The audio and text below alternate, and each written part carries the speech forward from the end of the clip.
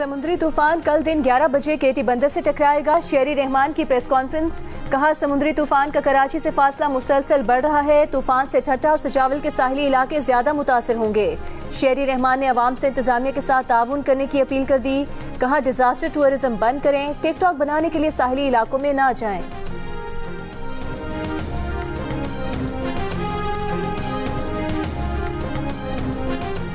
وزیر اعظم 2 روزہ سرکاری دورے پر آذربائیجان کے لیے روانہ. وزیر دفاع خواجہ آصف، وزیر تجارت نوید قمر، مریم اورنگزیب، مصدق ملک بھی وزیر اعظم کے ہمراہ ہیں.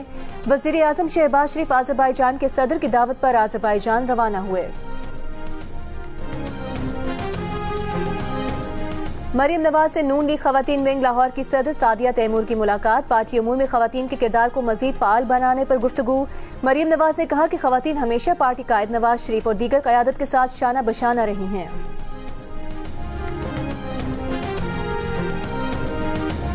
اور پیپلز پارٹی کے کاشف شورو بلا مقابلہ میئر حیدرآباد منتخب، جبکہ پیپلز پارٹی ہی کے صغیر قریشی بلا مقابلہ ڈپٹی میئر منتخب. نوٹیفیکیشن جاری.